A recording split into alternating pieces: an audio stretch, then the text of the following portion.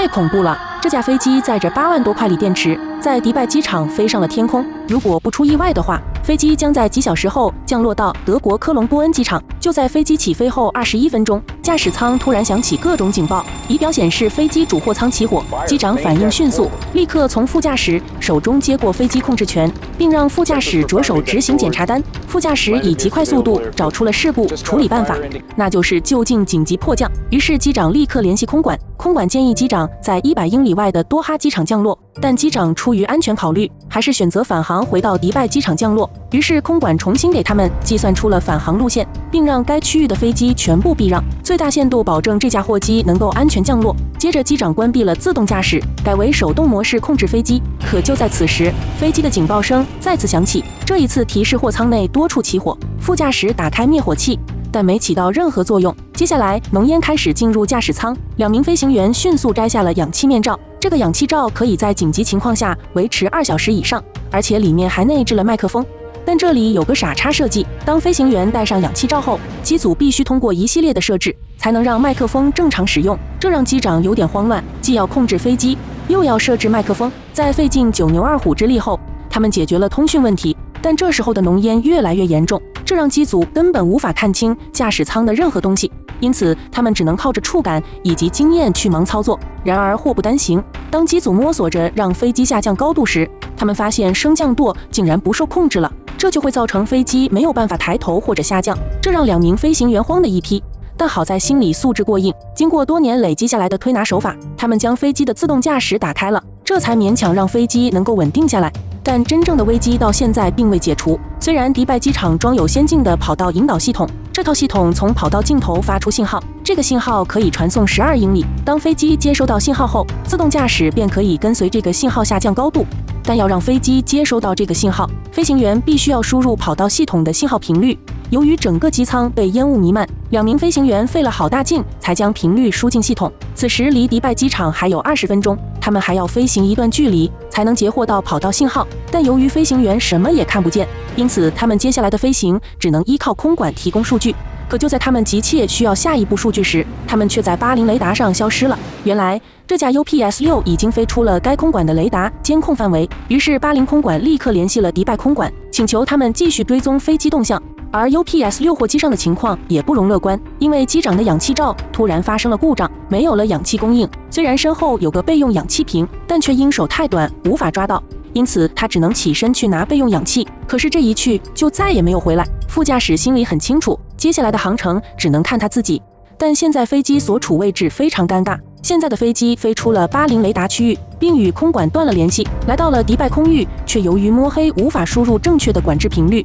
但这时候80的控管想到一个奇招，他们找来另一架飞机飞到 UPS-6 下方，由迪拜机场将飞机实时数据通过电话传送给80机场，而80机场把消息告知 UPS-6 下方的另一架飞机，再由这一架飞机向 UPS-6 传达消息。靠着这种层层传递的办法， UPS-6 与空管取得联系，终于飞机在空管的引导之下，慢慢的来到了机场上空。可正当副驾驶快要锁定跑道信号时，意外再次发生。由于飞机速度太快，跑道上的引导降落信号，飞机根本就无法截获。现在唯一的办法便是凭借自动驾驶进行又陡又快的加速下降。于是副驾驶摸索着放下襟翼及起落架，可这时候警报再次响起，原来是起落架发生了故障。这个警报简直让副驾驶崩溃。如果无法放出起落架，飞机降落的可能是微乎其微。可接下来更恐怖的事情发生了，就在副驾驶忙得不可开交时，飞机竟因高度太高，直接在跑道上空平行的飞了过去。此刻的副驾驶几乎绝望了，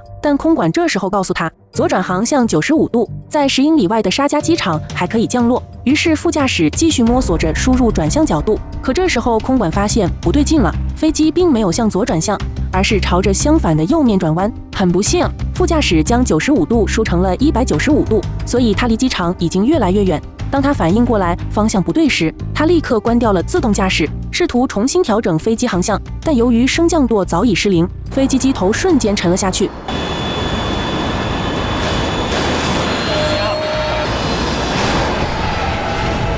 最终 UPS-6 坠毁于离迪拜机场10英里的军事基地。该次事件成为迪拜民航史上最为严重的一次空难事故。过后，相关部门立刻介入调查。首先，他们封锁区域，采用地毯式搜索，找回了飞机所有残骸。从黑匣子记录里得知，当时的2名驾驶员面临突发情况，展现出了惊人的应对能力。他们能够撑到最后，简直就是一个奇迹。那这架飞机到底是因为什么原因起火的呢？首先，通过飞机各项参数的失效时间，调查员推断出最先着火的位置位于机舱下方，而根据当时的装货清单，这个位置装的东西全是锂电池。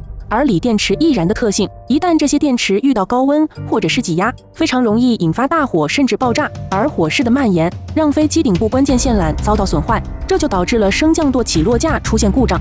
但好在自动驾驶的线路没有遭到破坏，因此机组能够通过自动驾驶让飞机勉强维持平衡。可这短暂的平衡却并不能让飞机成功返航，因为机舱下方的火势很快蔓延到了飞机其他货舱。